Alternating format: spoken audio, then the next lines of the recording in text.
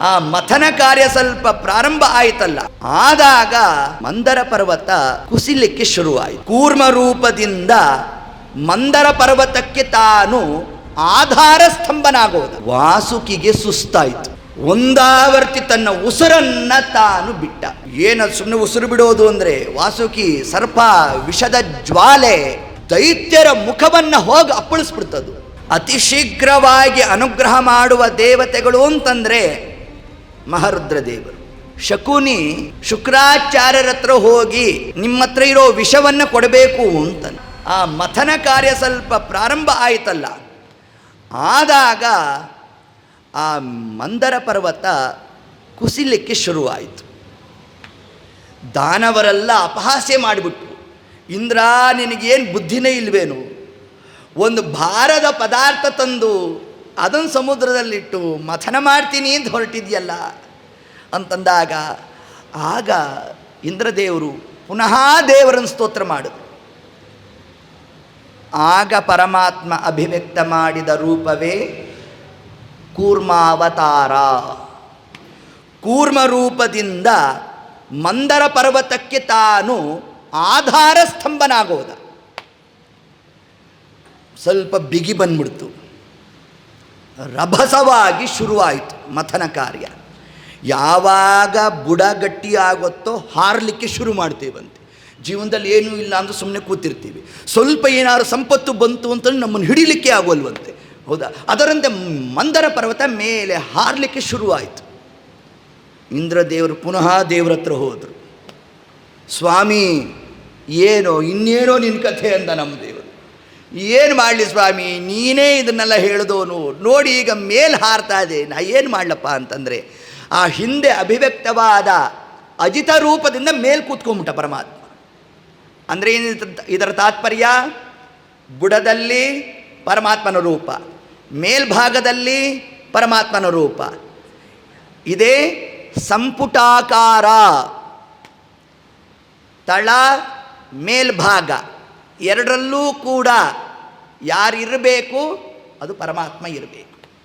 ಒಂದು ಪುಸ್ತಕ ಗಟ್ಟಿಯಾಗಿ ಉಳಿಬೇಕು ಅಂತಂದರೆ ಮೇಲ್ಭಾಗಕ್ಕೆ ಮೊದಲಿಗೆ ಅಂತ್ಯದಲ್ಲಿ ಏನಿರಬೇಕು? ಬೈಂಡ್ ಇರಬೇಕು. ಇದ್ದರೆ ಒಳಗಡೆ ಇರೋ ಹಾಳೆಗಳು ಸುರಕ್ಷಿತವಾಗಿ ಇರುತ್ತೆ ಅಲ್ವಾ? ಹಾಗಾದರೆ ಒಂದು ಪುಸ್ತಕವನ್ನು ನೋಡಿದಾಗ ನಿಮ್ಮ ಆಲೋಚನೆ ಏನು ಬರಬೇಕು? ಬುಡದಲ್ಲಿ ಕೂರ್ಮರೂಪ, ಮೇಲ್ಭಾಗದಲ್ಲಿ ಅಜಿತ ರೂಪ, ಮಧ್ಯದ ಹಾಳೆಗಳೇ ಜೀವರು. ಈ ಜೀವರನ್ನು ರಕ್ಷಣೆ ಮಾಡೋನೇ ಪರಮಾತ್ಮ. ಸತ್ಯಂ ಪರಂ ಧೀಮಹಿ. ಇಷ್ಟು ಕ್ರಮದಲ್ಲಿ ನಾವು ಚಿಂತನೆ ಮಾಡ್ತಾ ಮೇಲಭಾಗ ಆಯಿತು, ತುದಿ ಭಾಗ ಆಯಿತು. ಯಾವಾಗ ಬಿಗಿ ಆಯಿತು ಎರಡು ಕಡೆಯಿಂದ, ಇನ್ನಷ್ಟು ರಭಸ ಜೋರಾಯಿತಂತೆ ಸಮುದ್ರ ಮಥನ. ವಾಸುಕಿಗೆ ಸುಸ್ತಾಯಿತು. ಒಂದಾವರ್ತಿ ತನ್ನ ಉಸಿರನ್ನು ತಾನು ಬಿಟ್ಟ.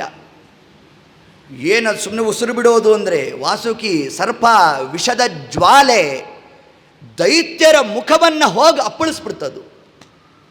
ಅನೇಕ ಮಂದಿ ಮೂರ್ಛಿತರಾಗ್ಬಿಟ್ರು ಆ ವಿಷದ ಜ್ವಾಲೆ. ಅವರಂದರು, ನಾವು ಮುಖಗಿಕ ಹಿಡಿಯೋಕ್ಕಾಗಲ್ಲ, ನಾವು ಬಾಲನೇ ಹಿಡಿತೀವಿ, ನೀವು ಮುಕ್ತ ಹತ್ರ ಬನ್ನಿ ಅಂತಂದು. ಆಗ ನಮ್ಮ ದೇವರನ್ನಂತೆ, ನಾನು ಹೇಳಲಿಲ್ವಾ, ಸ್ವಲ್ಪ ತಾಳ್ಮೆಯಿಂದಿರ್ರಿ, ಎಲ್ಲ ನಾನು ಅನುಗ್ರಹ ಮಾಡ್ತೇನೆ ಅಂತ ಹೇಳ್ತಾ ತತ್ಕಾಲಕ್ಕೆ ದೇವತೆಗಳೆಲ್ಲ ಮುಖಭಾಗಕ್ಕೆ ಬರಬೇಕು, ದೈತ್ಯರು ಬಾಲನೇ ಹಿಡಬೇಕು. ದೊಡ್ಡ ಹಿಂಗೆ ಮಾಡಿಬಿಟ್ಟ.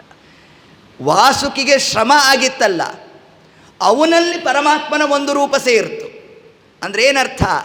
ಪರಮಾತ್ಮ ಆದಿ ಮಧ್ಯ ಅಂತ್ಯ ಮೂರು ಕಡೆಯಲ್ಲೂ ಪರಮಾತ್ಮನೇ ಇದ್ದು ತಾನು ಕಾರ್ಯವನ್ನು ಮಾಡಬೇಕೇ ಹೊರತಾಗಿ ಜೀವರು ತಾವು ಕಾರ್ಯವನ್ನು ಮಾಡಲಿಕ್ಕೆ ಸರ್ವಥಾ ಸಮರ್ಥರಲ್ಲ ಅನ್ನೋ ಒಂದು ಸಿದ್ಧಾಂತವನ್ನೇ ಪರಮಾತ್ಮ ತಾನು ಸಮುದ್ರ ಮಥನದ ಆ ಒಂದು ಪ್ರಕರಣದಿಂದ ಇಷ್ಟು ತತ್ವವನ್ನು ತಿಳಿಸಿದ್ದಾರಂತೆ. ಮೊದಲಿಗೆ ಬಂದದ್ದೇ ವಿಷ. ವಿಷ ಬಂದಾಗ ಅದನ್ನು ಪರಮಾತ್ಮ ವಾಯುದೇವರಿಗೆ ಪಾನ ಮಾಡು ಅಂತಂದ. ವಾಯುದೇವರು ಘಟ ಘಟ ಘಟ ಘಟ ಪಾನ ಮಾಡ್ತಾಯಿದ್ರು ವಿಷವನ್ನು. ಪಾನ ಮಾಡೋ ಕಾಲಕ್ಕೆ ಮಹಾರುದ್ರ ದೇವರಿಗೆ ವಿಷಯ ಬಂತು. ವಾಯುದೇವರು ಪಾನ ಮಾಡ್ತಾ ಇದ್ದಾರೆ ಅಂತಂದರೆ ರುದ್ರದೇವರು ಬಂದ್ರಂತೆ ಆ ಕಾಲಕ್ಕೆ. ವಾಯುದೇವರನ್ನು ಕೇಳಿದ್ರು, ಸ್ವಾಮಿ ನಮಗೆ ಕೊಡ್ರಿ, ನಾವು ಪಾನ ಮಾಡ್ತೇವೆ ಅಂತ. ಅಂದಾಗ ವಾಯುದೇವರು ಪರಮಾತ್ಮನ ಕಡೆ ನೋಡಿದ್ರು. ಸ್ವಾಮಿ ನಾ ಏನು ಮಾಡಲಿ ಅಂತಂದರು. ಸ್ವಲ್ಪ ನಿರ್ವೀರ್ಯ ಮಾಡು ಅಂದ ಪರಮಾತ್ಮ. ಅದರ ಸಾರವನ್ನು ತೆಗೆದು ಕೇವಲ ತಿಳಿ ಭಾಗವನ್ನು ಮಾತ್ರ ಹಾಕು ಅಂದ. ಈ ಮನೆಯಲ್ಲಿ ಮಕ್ಕಳಿಗೆ ಊಟ ಮಾಡಿಸ್ಬೇಕಾದ್ರೆ ಮೇಲಿನ ತಿಳಿ ಭಾಗ ತಗೊಂಡು ಅನ್ನ ಕಲಿಸ್ತಾರೆ ನೋಡ್ರಿ, ಖಾರ ಆಗ್ತದೆ ಅಂತ. ಅದರಂತೆ ರುದ್ರದೇವರಿಗೂ ಕೂಡ ನಿರ್ವೀರ್ಯ ಮಾಡ್ತಾ ಆ ಒಂದು ವಿಷವನ್ನು ತಾವು ಕೊಡೋಣ. ರುದ್ರದೇವರು ಇನ್ನೇನು ವಿಷಪ್ರಾಶನ ಮಾಡಬೇಕು, ಶುಕ್ರಾಚಾರ್ಯ ಬಂದ್ರಂತೆ. ಸ್ವಾಮಿ ನನಗೆ ಸ್ವಲ್ಪ ಕೊಡ್ರಿ ಅಂತಂದು. ಆಗ ರುದ್ರದೇವರಂದರು, ಇದು ಪಂಚಾಮೃತ ಅಲ್ವೋ, ವಿಷ ಇದು ಅಂತಂದರು. ಹೌದು ಸ್ವಾಮಿ ನನಗೆ ಗೊತ್ತು, ಕೊಡಿ ಅಂತಂದು. ಯಾಕೆ ನೀನು ಪಾನ ಮಾಡ್ತೀಯಾ ಅಂತಂದರು. ನಾನೇನು ಪಾನ ಮಾಡೋಲ್ಲ, ಯಾವಾಗ ಬೇಕಾಗುತ್ತೋ ಗೊತ್ತಿಲ್ಲ, ಸ್ವಲ್ಪ ಕೊಟ್ಟಿರಿ ಅಂತಂದ. ನೋಡ್ರಿ ದೈತ್ಯ ಗುರುಗಳು ಎಷ್ಟು ಚಾಣಾಕ್ಷರವು ತಾವು. ರುದ್ರದೇವರ ಒಂದು ಗುಣಕ್ರಿಯೆ ಹೇಗೆ ಅಂತಂದರೆ, ಯಾರು ಏನು ಕೇಳಿದ್ರೂ ಅನುಗ್ರಹ ಮಾಡಿಬಿಡ್ತಾರಂತೆ. ಅತಿ ಶೀಘ್ರವಾಗಿ ಅನುಗ್ರಹ ಮಾಡುವ ದೇವತೆಗಳು ಅಂತಂದರೆ ಮಹಾರುದ್ರದೇವರು. ಅರ್ಚಿಸಿದವರಿಗಭೀಷ್ಟವ ಕೊಡುವ, ಹೆಚ್ಚಿನ ಅಘಗಳ ತರಿದು ಬೀಸುಡುವ, ದುಷ್ಟರೀತಗಳೆಲ್ಲ ದೂರದಲ್ಲಿಡುವ, ನಮ್ಮ ಚ್ಯುತಗಲ್ಲದ ಅಸುರರ ಬಡಿವಾ ಶಂಭೋ ಶಿವ ಶಂಭೋ. ಹೀಗೆ ಅರ್ಚಿಸಿದವರಿಗೆ ಅಭೀಷ್ಟವ ಕೊಡುವ. ಆ ವಿಷದ ಒಂದು ಭಾಗವನ್ನು ಶುಕ್ರಾಚಾರ್ಯ ಕೊಟ್ಟೇ ಬಿಟ್ಟು, ಶುಕ್ರಾಚಾರ್ಯ ತಗೊಂಡು ಹೋಗಿ FD ಮಾಡಿಬಿಟ್ರು. ಅದನ್ನು ಹೋಗಿ ಬೀಗ ಹಾಕಿಬಿಟ್ರು, ಫಿಕ್ಸೆಡ್.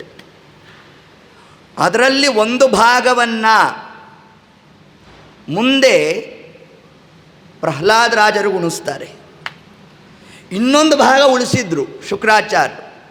ಅದು ದ್ವಾಪರ ಯುಗದಲ್ಲಿ ಉಪಯೋಗಕ್ಕೆ ಬಂತು. ಹೇಗೆ, ಯಾರಿಗೆ? ಶಕುನಿ ಶುಕ್ರಾಚಾರ್ಯರ ಹತ್ರ ಹೋಗಿ ನಿಮ್ಮ ಹತ್ರ ಇರೋ ವಿಷವನ್ನು ಕೊಡಬೇಕು ಅಂತಂದು. ಶುಕ್ರಾಚಾರ್ಯ ಕೇಳಿದ್ರು, ಯಾಕೆ ಅಂದರು. ಏನಿಲ್ಲ, ಪಾಂಡವರಲ್ಲಿ ಆ ಭೀಮನಿಗೆ ಉಣಿಸ್ಬೇಕು ಅದಕ್ಕೋಸ್ಕರ ಅಂತಂದು.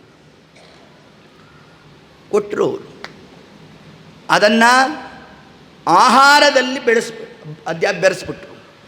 ವಿಷದ ಲಡ್ಡುಗೆಯ ಉಂಡಿತು ಕೂಸು, ಕೂಸಿನ ಕಂಡೀರ ಜಯ ಮುಖ್ಯ ಪ್ರಾಣನ ಕಂಡೀರ. ಆಗ ಭೀಮಸೇನ ದೇವರು ತಾವದನ್ನು ಭುಕ್ತಂ ಚ ಜೀರ್ಣಂ ಪರಿಪಂಥಿ ದತ್ತಂ ವಿಷಂ ವಿಷಣ್ಣೋ ವಿಷಭೃದ್ಗುಣೋತಃ ಪ್ರಮಾಣಕೋಟೇ ಸಹೇಲಯಾಗ ನೇದಂ ಜಗಜ್ಜೀವನ ದೇತ್ರಚಿತ್ತಂ ಭುಕ್ತಂ. ಭೀಮಸೇನ ದೇವರು ಅದನ್ನು ತಿಂದರು. ಯಾವುದು? ವಿಷವನ್ನು. ತಿಂದಾದ ಮೇಲೆ ಏನು? ಲೋಕದಲ್ಲಿ ಅನೇಕ ಮಂದಿ ವಿಷಪಾನ ಮಾಡಿರ್ತಾರೆ, ಆದರೆ ಮರುಕ್ಷಣಕ್ಕೆ ದೇಹವನ್ನು ಬಿಡಬೇಕು. ಆದರೆ ಭೀಮಸೇನ ದೇವರು ಹಾಗಲ್ಲ. ಭುಕ್ತಂ ಚ ಜೀರ್ಣಂ, ಜೀರ್ಣಿಸ್ಕೊಂಡ್ರಂತೆ ವಿಷವನ್ನು. ಅಂದರೆ ವಿಷದ ಝಳ ಭೀಮಸೇನ ದೇವರಿಗೆ ಕಿಂಚಿತ್ತು ವಿಕಾರವನ್ನು ಕೊಡಲಿಲ್ಲ. ಆ ಒಂದು ತತ್ವವನ್ನು ನಮಗಿಲ್ಲಿ ತಿಳಿಸ್ತಾ, ಯಾವಾಗ ವಿಷಾದಿಗಳೆಲ್ಲ ಬಂತು, ತರುವಾಯ ಭೋಗ ಪದಾರ್ಥಗಳು ಬಂದು ಮಥನ ಮಾಡಬೇಕಾದ್ರೆ